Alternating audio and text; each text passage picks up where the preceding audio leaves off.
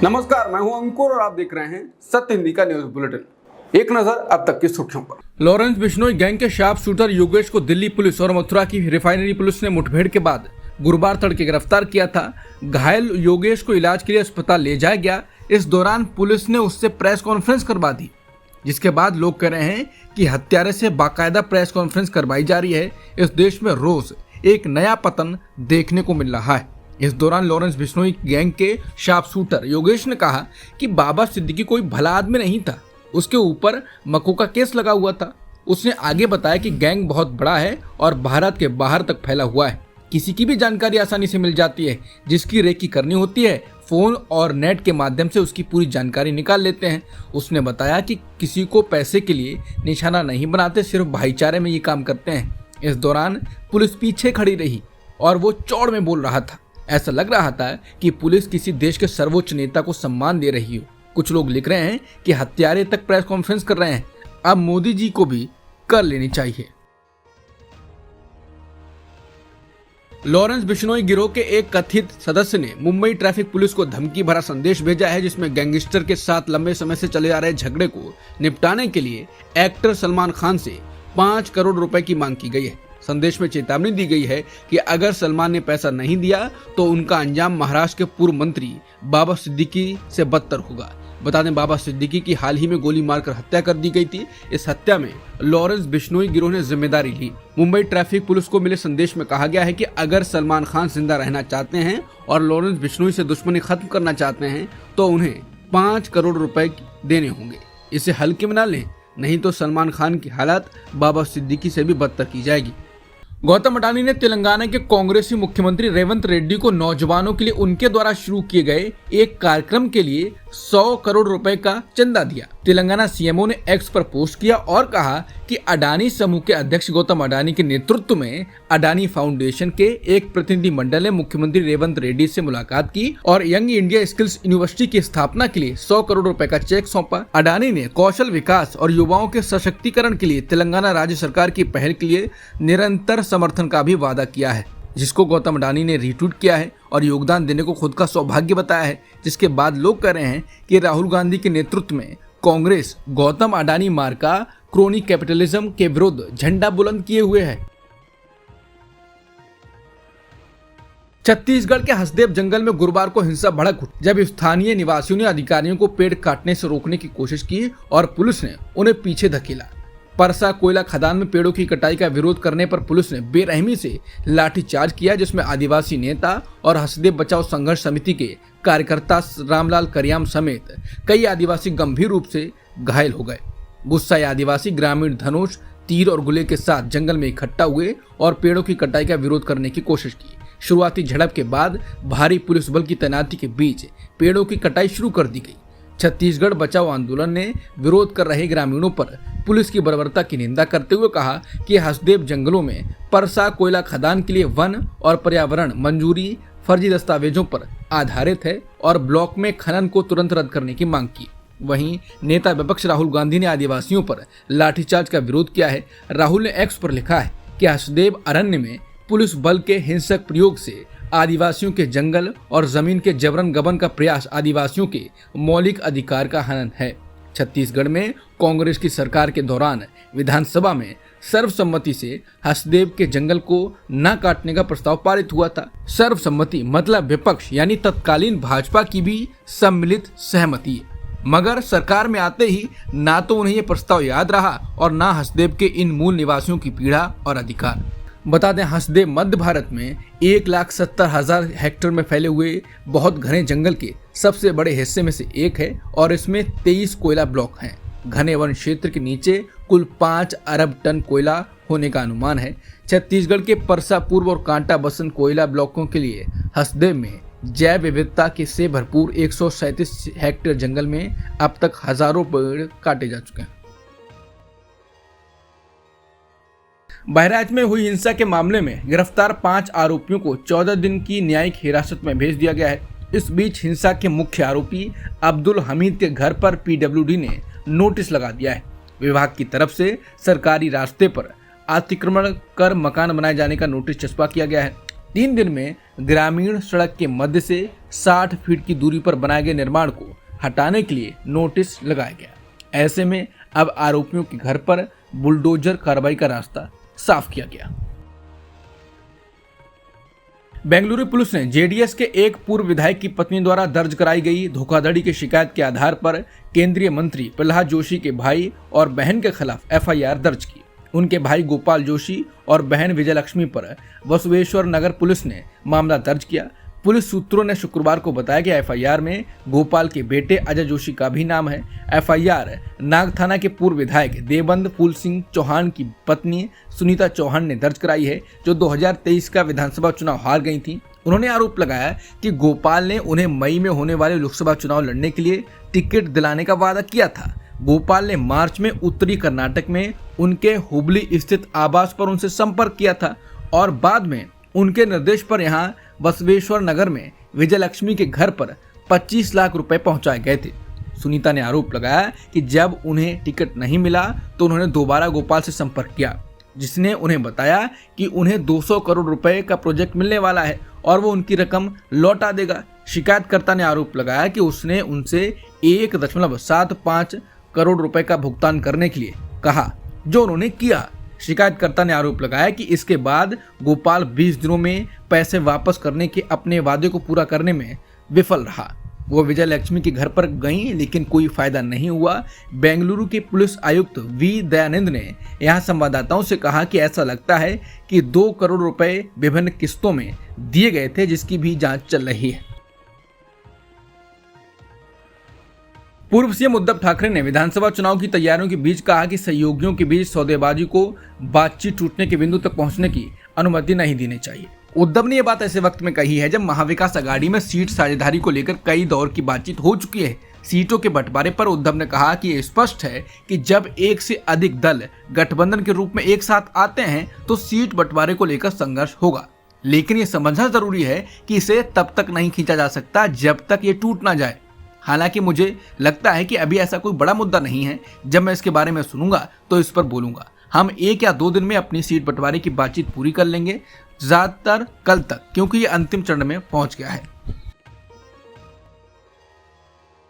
महाराष्ट्र विधानसभा चुनाव 2024 को लेकर सियासी लड़ाई तल्ख होती जा रही है और अब विपक्ष गठबंधन ने जो इल्जाम लगाया है उसकी छींटें चुनाव आयोग तक जा रही हैं। महाविकास अघाड़ी का आरोप है कि सत्ताधारी गठबंधन ने सरकारी मशीनरी का इस्तेमाल करते हुए विपक्षी दलों को वोट देने वाले लोगों का नाम वोटर लिस्ट से हटवा दिया है। महाविकास अघाड़ी का आरोप है कि महायुति सरकार ने एक नहीं बल्कि हर विधानसभा से 2500 से 10,000 वोटर्स का नाम वोटर लिस्ट से हटाया है। इसके लिए विपक्ष ने सीधे तौर पर महायुति सरकार के प्रमुख घटक दल यानी बीजेपी पर निशाना साधा।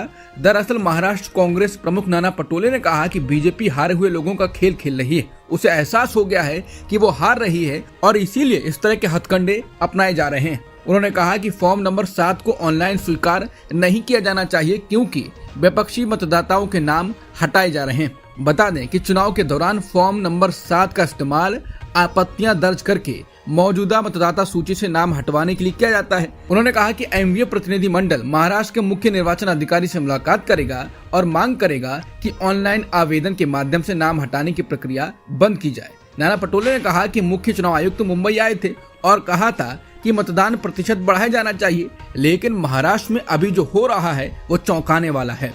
उन्होंने कहा कि हम राज्य के मुख्य चुनाव अधिकारी से मिलकर मांग कर रहे हैं कि इसे रोका जाना चाहिए। एनसीपी एसपी नेता और विधायक जितेंद्र आव्हाड ने पूछा कि चुनाव आयोग ने रश्मि शुक्ला को अभी तक पुलिस महानिदेशक यानी डीजीपी के पद से क्यों नहीं हटाया। आव्हाड ने कहा कि पश्चिम बंगाल में चुनाव आयोग ने डीजीपी को हटा दिया था, लेकिन वो उस डीजीपी को हटाने के लिए कार्रवाई नहीं कर रहा है जिस पर फोन टैपिंग का आरोप है। बता दें, चुनाव आयोग पर शुरू से ही आरोप लग रहे हैं कि वो अफसरों का ट्रांसफर नहीं कर रहा है, अपना खेल खेल रहा है, जिससे चुनाव में पूरा खेल हो सकता है। महाराष्ट्र विधानसभा चुनाव के लिए विपक्षी महाविकास अघाड़ी यानी एमवीए ने राज्य के 288 विधानसभा सीटों में से 263 पर सीटों का बंटवारा तय कर लिया है।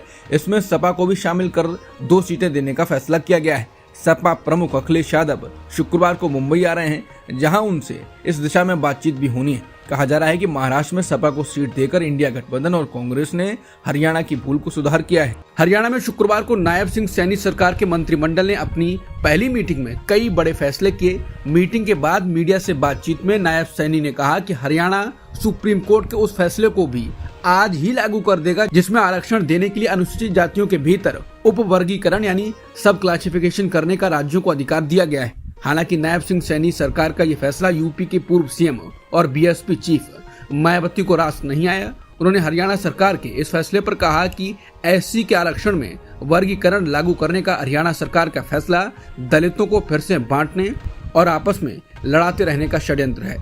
अमेरिका के एक न्याय विभाग ने हत्या की साजिश के एक मामले में भारत के पूर्व रॉ अधिकारी के ऊपर आरोप तय कर दिए हैं। ये पूरा मामला अमेरिका के न्यूयॉर्क शहर में एक अमेरिकी नागरिक की हत्या की साजिश करने से जुड़ा हुआ है।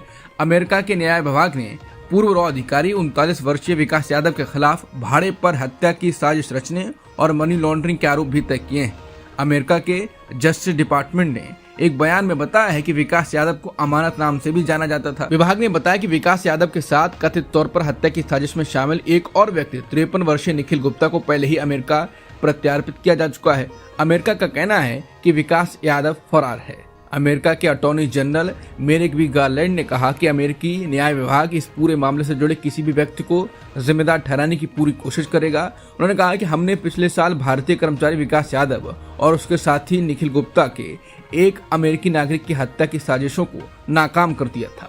अमेरिकी संघीय जांच एजेंसी FBI का कहना है कि भारतीय सरकारी कर्मचारी ने यानी कि पूर्व रॉ अधिकारी ने कथित तौर पर अपने साथी के साथ मिलकर एक अमेरिकी नागरिक की हत्या की साजिश का प्रयास किया है। FBI किसी भी अमेरिकी नागरिक के खिलाफ की हिंसा की कोशिशों को कभी भी बर्दाश्त नहीं करेगा। झारखंड विधानसभा चुनाव के लिए बीजेपी की अगुवाई वाले एनडीए के घटक दलों के बीच सीटों का बंटवारा हो गया। असम के मुख्यमंत्री और झारखंड चुनाव सह प्रभारी हिमंता बिस्वा शर्मा ने इसकी घोषणा की। हिमंता बिस्वा शर्मा ने प्रेस कॉन्फ्रेंस में कहा कि झारखंड में एनडीए के प्रमुख घटक दलों में ऑल झारखंड स्टूडेंट यूनियन यानी आजसू, जेडीयू और लोक जनशक्ति पार्टी रामविलास शामिल है। उन्होंने कहा कि सीट की चर्चा चल रही है और आगे भी चलेगी। फिलहाल आजसू 10 सीटों पर लड़ेगी, जेडीयू 2 सीटों पर लड़ेगी, वहीं लोक जनशक्ति पार्टी चतरा से लड़ेगी। इसके अलावा बीजेपी बाकी सभी सीटों पर चुनाव लड़ेगी। हालांकि उन्होंने ये भी कहा कि हो सकता है कि 1 से 2 सीटें और किसी दल के लिए छोड़ी जाएं, लेकिन इस पर आगे विचार होगा। झारखंड में 2 चरणों में 13 और 20 नवंबर को मतदान होगा। नतीजे 23 नवंबर को आएंगे। राज्य में कुल 81 विधानसभा सीटें हैं। मनी लॉन्ड्रिंग केस में आप नेता सत्येंद्र जैन को जमानत मिल गई है। दिल्ली की राउज एवेन्यू कोर्ट ने शुक्रवार को उन्हें 50,000 के निजी मुचलके पर जमानत दी। कोर्ट ने उन्हें सशर्त जमानत दी है और कहा कि वो देश से बाहर नहीं जा सकेंगे। कोर्ट ने कहा कि सत्येंद्र जैन ने करीब 18 महीने तक जेल में बंद रहकर सजा काटी है। दिल्ली की अदालत ने पूर्व कैबिनेट मंत्री सत्येंद्र जैन को मुकदमे में देरी और लंबे समय तक जेल में रहने का हवाला देते हुए जमानत दी। प्रधानमंत्री मोदी 22 और 23 अक्टूबर को रूसी राष्ट्रपति व्लादिमीर पुतिन के न्योते पर सोल में ब्रिक्स सम्मेलन में हिस्सा लेंगे। भारतीय विदेश मंत्रालय ने इस बारे में प्रेस विज्ञप्ति जारी की है। 16वां ब्रिक्स सम्मेलन रूस की अध्यक्षता में कजान में आयोजित किया जाएगा। सुप्रीम कोर्ट ने बलात्कार के दोषी और डेरा सच्चा सौदा प्रमुख गुरमीत राम रहीम के खिलाफ बेअदबी से जुड़े मामले में सुनवाई का रास्ता साफ कर दिया। पंजाब और हरियाणा हाई कोर्ट ने 2015 के गुरु ग्रंथ साहिब की बेअदबी से जुड़े मामले में राम रहीम के खिलाफ सुनवाई पर रोक लगाई थी। शुक्रवार को सुप्रीम कोर्ट में जस्टिस BR गवाई और जस्टिस KV विश्वनाथन की बेंच ने सुनवाई की।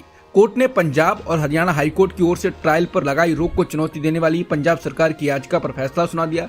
बता दें, साल 2021 में राम रहीम ने हाईकोर्ट में गुरु ग्रंथ साहिब की बेअदबी से जुड़े 3 अलग अलग मामलों की निष्पक्ष और पारदर्शी जांच की मांग के लिए अर्जी दी थी। ये मामले जून से अक्टूबर 2015 के बीच के थे, जिनमें पंजाब सरकार की गठित SIT ने राम रहीम को अभियुक्त बनाया था। बता दें, राम रहीम हरियाणा चुनाव के दौरान चर्चा में रहा था। उसे वोटिंग से पहले पैरोल दे दी गई थी, जिसके बाद उसने अपने लोगों से बीजेपी को वोट देने की अपील की। राम रहीम को चुनाव के लिए बेल दी जाती रही है, जिसके बाद लोग ये भी कह रहे हैं कि एक देश एक चुनाव से ये फायदा होगा कि राम रहीम को केवल एक बार ही बेल मिलेगी, नहीं तो वो जेल में कम बेल में अधिक रहता है। इजराइल ने दावा किया है कि 7 अक्टूबर 2023 के हमले को अंजाम देने वाले हमास नेता याह्या सिनवार को उसने मार दिया है। इजराइल की सेना ने इस हमले के बाद ही गायब हो चुके सिनवार की तलाश शुरू कर दी थी। कहा जा रहा था कि 61 साल के सिनवार इस दौरान अपना ज्यादातर समय गजा पट्टी में बनी सुरंगों में बिताया करते थे। सिनवार के साथ उनके अंगरक्षक होते थे। साथ ही वो इजराइल पर हमले के दौरान हमास की ओर से बंधक बनाए गए नागरिकों को ढाल की तरह इस्तेमाल कर रहे थे। अब हमास ने भी अपने गुट के नेता याह्या सिनवार की मौत की पुष्टि कर दी है। एक वीडियो संदेश में हमास के डिप्टी लीडर खलील अल हय्या ने कहा कि उनका गुट फिलिस्तीनी लोगों की महत्वाकांक्षाओं को पूरा करने के अपने रास्ते पर चलता रहेगा। उन्होंने ये भी कहा कि सिनवार की मौत से हमास और मजबूत ही होगा। उन्होंने ये भी कहा कि बीते साल 7 अक्टूबर को इजराइल से बंधक बनाकर लाए गए लोगों को तब तक रिहा नहीं किया जाएगा जब तक गजा में इजरायली कार्रवाई खत्म नहीं होती और उनके सैनिक गजा पट्टी से पूरी तरह पीछे नहीं हट जाते। वहीं नेतन्याहू हमास के हथियार डालने और बंधकों को छोड़ने के लिए कह रहे हैं। हमास ऐसा कह रहा है तो युद्ध कैसे खत्म होगा? इजराइल ने हमास के चीफ सिनवार को मार दिया है। इसके बाद अब अरब देश ने इजराइल पर हमला किया, घुसपैठ की, जिसमें 2 लोग घायल भी हो गए हैं, जिनको अस्पताल में भेज दिया गया। इजरायली सेना ने कहा कि डेड सी क्षेत्र में नियोट केकर के पास जॉर्डन से इजराइल में प्रवेश करने वाले आतंकवादियों के साथ गोलीबारी के बाद एक आईडीएफ सैनिक और रिजर्विस्ट घायल हो गए। सेना ने कहा कि आईडीएफ सैनिकों ने जॉर्डन सीमा के पास इजराइल में घुसपैठ करने वाले 2 आतंकवादियों को मार गिराया है, जबकि एक की तलाश में जमीन और हवाई तलाशी जारी है। इजराइल और हमास के बीच जारी जंग में बड़ा मोड़ आ गया है। इजराइल ने बीते साल 7 अक्टूबर को हुए आतंकी हमले का बदला ले लिया है। इजराइल ने हिजबुल्लाह चीफ हसन नसरल्लाह के बाद अब हमास नेता याह्या सिनवार को ढेर कर दिया है, जिसके बाद हिजबुल्लाह भड़क गया है। हिजबुल्लाह की तरफ से कहा गया है कि वो इजराइल के खिलाफ अपने युद्ध में एक नए और उग्र चरण की ओर बढ़ रहा है। हिजबुल्लाह ने कहा कि याह्या सिनवार की मौत के बाद प्रतिरोध की भावना और मजबूत होगी। ऐसे में पश्चिम एशिया में तनाव और बढ़ गया है। हिजबुल्लाह के बाद ईरान ने भी इजराइल को चेतावनी दी है। संयुक्त राष्ट्र में ईरानी मिशन ने चेतावनी दी है कि हमास नेता याह्या सिनवार की हत्या इजराइल के खिलाफ फिलिस्तीनी आबादी की प्रतिरोध की भावना को मजबूत करने का काम करेगी। मिशन ने कहा कि सिनवार युवाओं और बच्चों के लिए एक आदर्श बन जाएगा जो फिलिस्तीन की आजादी के लिए उनके रास्ते पर चलेंगे। इजराइल के प्रधानमंत्री बिन्यामिन नेतन्याहू ने गजा के लोगों को संबोधित करते हुए कहा कि अगर हमास अपने हथियार डालने और बंधकों को वापस करने के लिए सहमत हो जाए तो युद्ध कल समाप्त हो जाएगा। नेतन्याहू ने एक्स पर एक वीडियो साझा करते हुए कहा कि याह्या सिनवार मर चुका है। वो राफा में इजरायली सेना के बहादुर सैनिकों द्वारा मारा गया है। हालांकि ये गजा में युद्ध का अंत नहीं है, ये अंत की शुरुआत है।